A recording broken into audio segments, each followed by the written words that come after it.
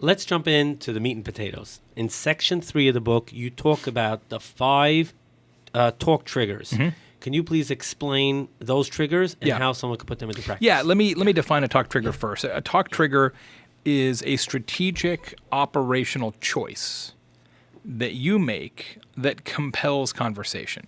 So it's something that you choose to do differently in the operations of your business that customers notice and talk about. And what's funny about that, is that a talk trigger isn't really marketing. Not in the classic sense, right? It's not a product or a price or a promotion. It's not a contest or a campaign or a coupon. It's something that you do different rather than something that you say different. I'll give you a quick example before we get into the 5 types. One of my favorite stories from the book is a restaurant in Sacramento, California called Skip's Kitchen. Okay. This one was sent to me by a friend a year or so ago. And Skip's is a very simple business, counter service restaurant. You walk to the front, you say, I want 2 patty melts and an onion rings and a chocolate shake, and when your food's ready, they bring it to your table. We've all been to restaurants like that. No big deal.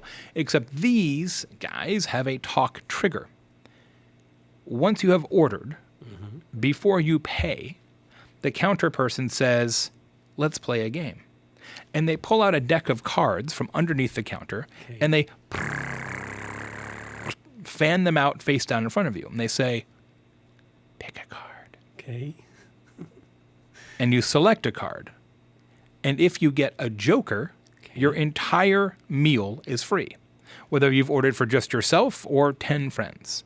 Now, Skip's Kitchen has been in business for 10 years. Okay. They've spent a grand total of $0 on advertising ever. There's a line to get in almost every day. They were just named the 29th best hamburger restaurant in America by USA Today newspaper. Wow. On average, 3 people a day win this Joker game. And when they win, they go bananas, right? They're like putting reviews on Yelp and TripAdvisor. They're taking patty melt selfies with, with the food. They're calling their mom crying. A high school marching band shows up. It's quite a spectacular to do. And you don't have to win for that to be a talk trigger. You just have to be given the chance to win. In Sacramento, this talk trigger is so effective that despite the fact they have a giant neon sign out front that says Skip's Kitchen, in Sacramento, most people call it that Joker restaurant. Right. Now, that isn't really marketing. That is an operational choice that creates and produces a huge marketing advantage. Mm-hmm. But it's not marketing in the way that we typically think of marketing, right? It is a customer experience decision. And all good talk triggers are that. So as you prefaced in the question, there are 5 different types of talk triggers that you can use. The first one is talkable generosity, which is what Skip's Kitchen is, right? You're more generous than your customers expect. You could win a whole meal. Right. That's right. So that, and we're going through the 5 talk triggers outlined in section 3. So the first one is talkable generosity, and that's the one that you actually see most often in the wild because it's the easiest one to think through how you could do it in your business. Right? Just give something away that they don't expect, right? So that's the one by volume that you see most often. But it's definitely not the only approach. Mm-hmm.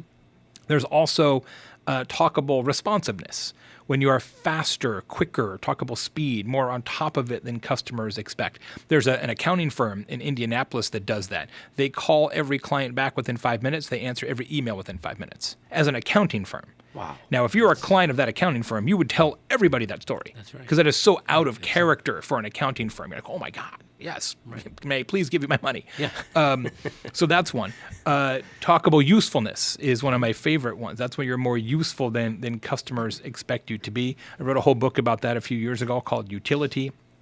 This idea of just sort of giving away what you know to your customers in advance. That's a good one. There's a talk trigger approach called talkable empathy, which frankly wouldn't have made the list not too long ago. But a great example about the credit card processing when he listened into that call. Yeah, AmeriCollect. Yeah. In fact, I'm going to go visit that company in a couple of weeks. They're in outside of Green Bay, Wisconsin. They're called AmeriCollect. And maybe even you could say over that story. Yeah, I'll tell you the story, sure. Yeah. So I'm sorry. I just love how you said in there, I think it was like, you could write 942 scripts there's going to be a 943rd that you did not write. Yeah, that's it. It's so true. Maybe you it's could say so share true. the story. So it's an interesting business. They do, they're outside Green Bay, as I mentioned. They're called AmeriCollect, and they do medical collections. So they're calling patients of hospitals and physician groups to collect on bad debt. You know, you owe the hospital money for your surgery or whatever. Where's our money? Where's our money? Where's our money? Now, the collections business is pretty rough, right? Yeah. I mean, you're grinding people out. I mean, that's just how it's done, right? You just latch on, right? Yeah. And you don't let go until you get your money. That's just how it works. That's the nature of the business. Well, Ken Lindgretz, who's the owner of AmeriCollect, started there as a very young man, and thought, you know, what if we did it different though? Like, what if we just totally changed the way we went about this whole concept? And now their tagline, but it's so much more than a tagline for them. It's a talk trigger. It's a DNA. It's the culture of the business, is ridiculously nice collections. And they are ridiculously nice. I mean, they are bending over backwards to be compassionate, to be empathetic, to be warm, to be human, to provide people they're calling with a measure of dignity. Because as they say, nobody wants to be in debt. Nobody's ever like, you know, it would be great if I was in debt. That would be awesome.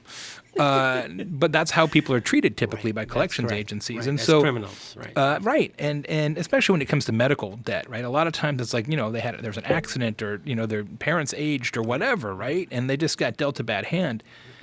And there's a thing that happens in the medical collections industry, which I didn't know till I wrote the book. It's really common, almost universally true, that when customers, hospitals, physicians groups are looking for a collections agency, and they all have one, what they do is they call it a shootout. So they take a piece of their debt and they give half of it to company A and they give half of it to company B, and they give them a set amount of time, 30, 60 days, whatever, and say, okay, collect as much as you can during this period. And whoever gets the most, you're going to get all of our business going forward. It's almost like an A-B test, but for collecting. Mm-hmm. Since they moved to the ridiculously nice collections approach, AmeriCollect has won 1,997 out of the last 2,000 shootouts. That's unreal. And here's the part that it's actually really hard for me to tell this story. This is the one that really gets me. They have 200 and something employees now. Started with 10. More than half of their employees of this 200 and something person company were people that they originally collected from. Wow. They called you to collect the money, and you're like, I was treated so incredibly well that I want to go work for the collections agency that collected from me. Right? Wow. So in 2 weeks, I'm going to their office to do a presentation about this to their team. And I'm really, really looking forward to it. I've done a lot of presentations this year, and I'm really fired up about that one. What a story. Because they and you're right. I mean, collections, it's not a fun business. You think salespeople have it hard. Right, yeah. Forget it. You know, going after collections. Yeah. But to do it from a new vantage point, and the fact that they're much more successful. I mean, they got basically 99.8% of all the business because they went with the human approach. And what's interesting about it is it's not a particularly effective talk trigger amongst the people they're collecting from. Right. Because... Well, 1 second, but wait, they turned into employees. Well, there's that, for sure. That helps. But you're not like, hey, you know what? I owed a bunch of money, and it was great. These guys called me, and they're super nice about it. It's just like not a story you're going to tell, even if you're like blown away by it, just because of the obvious sort of social characteristics of that. Okay. But...